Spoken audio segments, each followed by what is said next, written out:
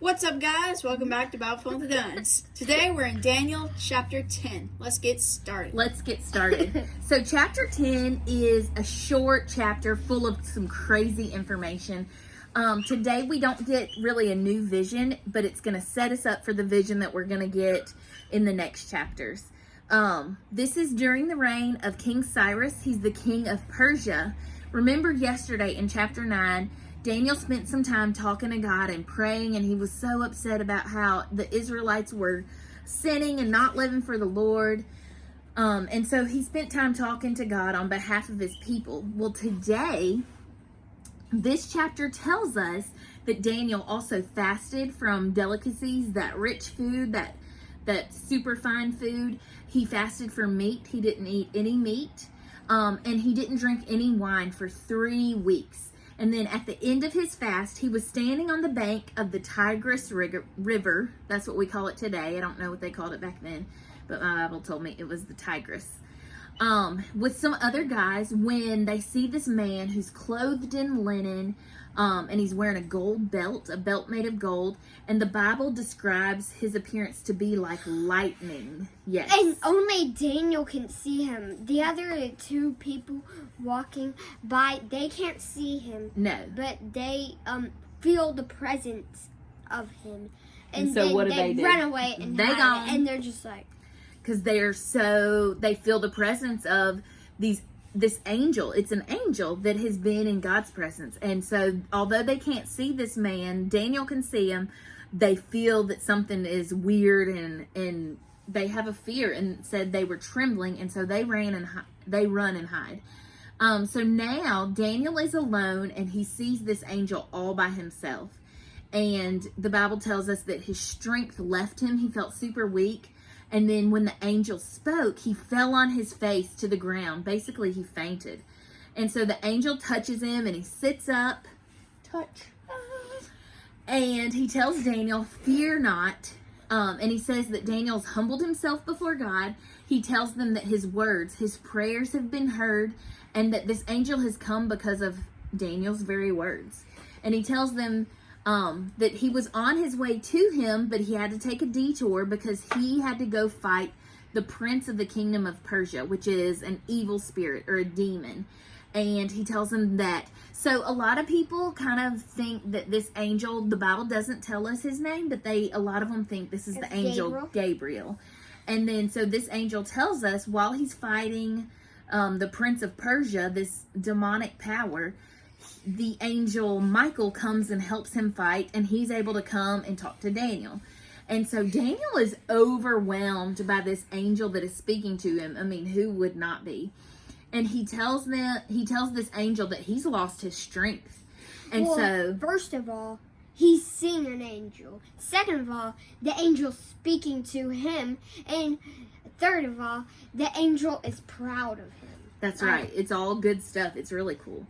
So Daniel is overcome and overwhelmed by this, and he says he has no strength. I mean, he's sitting or standing before this angel, and he says, I don't have any strength. I can't even talk right now. And so the angel touches him and strengthens him, and the angel tells him, O man greatly loved, fear not, peace be with you, be strong and of good courage.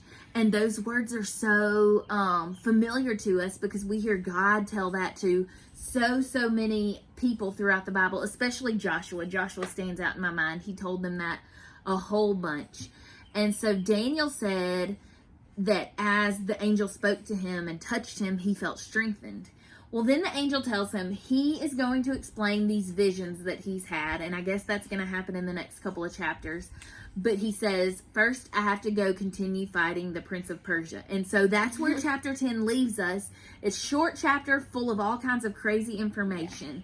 John, do you have a takeaway from today? Yes, I do. So I liked when Gabriel, I'm just going to call him that. It might not be him, but when he comes, he's just like, I'm sorry I'm late. I had to go fight evil monster. Yeah, what did you need again? Oh yeah, I was gonna, yeah. So I'm just like, is that normal for you? Just in a day's work with an angel. Yeah, all in a day's work. I think it is. I think they're warrior angels and fighter angels. And the Bible tells us that Michael is a protector angel, and he protects Daniel, but he's also a protector of God's people. That means he protects us. I know. Isn't that weird? Hi. Jax, what was your takeaway? Oh, are you waving to the angel? Yeah. I'm like, oh.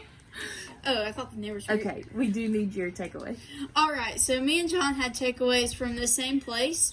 I like how the people trembled in fear and ran away when they couldn't even see the angel, but it's still being in the presence of a holy one. This really reminds me of when God's hand appeared. It was just his hand when he wrote on the wall. Like, imagine what it would be if it were God himself. Agree. And so I've heard all kinds of things about angels. And if you aren't following, or your family's not following our Wednesday night Bible study series, we're studying angels. And we're not just studying angels to know angels, but we're studying angels to know God, which is the whole point of studying the Bible and studying the things of the Bible. So there's a theory that, it said this angel's appearance is like lightning. And we hear that in lots of other accounts about angels, that they're glowing and they're shining. And it makes me also think of when God passed before Moses, and remember he covered his face because Moses would not be able to live and experience the presence of God. And so there's a theory that the reason angels glow, the angels aren't glowing because they glow. The angels are glowing because the moon shining after the sun. Because they've been in the presence of God.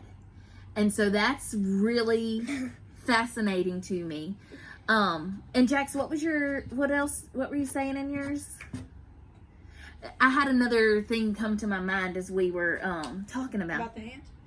About the hand. Oh, it reminds me of the verse that one day every knee shall bow and every tongue will confess that Jesus is Lord. When we see people come in contact with these angels, or even when Jesus walks on earth in different situations, we see that a lot of times their response is to fall down. They cannot stand before the presence of these things that have been in God's presence. And so I'm really fascinated by this idea of one day when we stand before God, I don't think we're just going to be able to stand. His power is going to be so overwhelming. I mean, if this is how we react to an angel, like you said, I can't imagine what it's going to be like when it's God. So my takeaway continues on in this, obviously this account throughout this whole chapter is fascinating. But remember how we've been talking about how God is at work behind the scenes all throughout Daniel's life, all throughout this book of Daniel. We see God behind the scenes giving Daniel favor with kings and with people in authority. We see God giving Daniel, working behind the scenes, giving him and his friends wisdom and gifts in order to do the things that God has called them to do. He gives them the ability to withstand fire, like a fiery furnace. He gives him the ability to live through spending the night in a den of lions with a bunch of hungry lions. So today, I feel like we see more of a glimpse of things going on behind the scenes. This angel comes and he tells where he's been. And he's been fighting demons. And he's been with the other angel, Michael, fighting this power over Persia. But we also see this angel was sent by God as a response to Daniel's prayers that we heard him pray yesterday in Daniel chapter 9. And that's where my very favorite takeaway, where we hone in on, I guess my biggest takeaway from today is that God hears our prayers. In verse 11 in this chapter 10, he says that he has been sent to Daniel. The angel has come. God sent him to Daniel on purpose. And then in the next verse 12, it says, "Fear not, Daniel, for from the first day that you set your heart to understand and humbled yourself before God, your words have been heard. I have come because of your words." He tells him, your words have been heard. So this tells us God hears us when we pray. And then he says, I've come because of your words. God answers and he acts upon our prayers. I don't care who you are or how old you are, we always need this reminder that God hears us when we pray.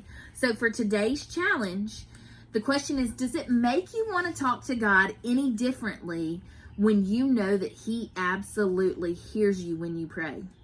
Something to think about, huh? And so let's spend some time talking to him today, knowing that he is listening and knowing that he will act upon what we pray to him. So for me to pray, I always know God is listening, but when I sit down and intentionally think of this chapter that we just read and see what happens when Daniel prays, it does make me want to pray differently and makes me want to talk to God differently. And it gives me more confidence in God hearing what I say. So, really cool chapter today. I really enjoyed it in the middle of these apocalyptic prophecies. Okay, friends, I can't wait to see what chapter 11 has for us tomorrow. We'll see you then. Bye.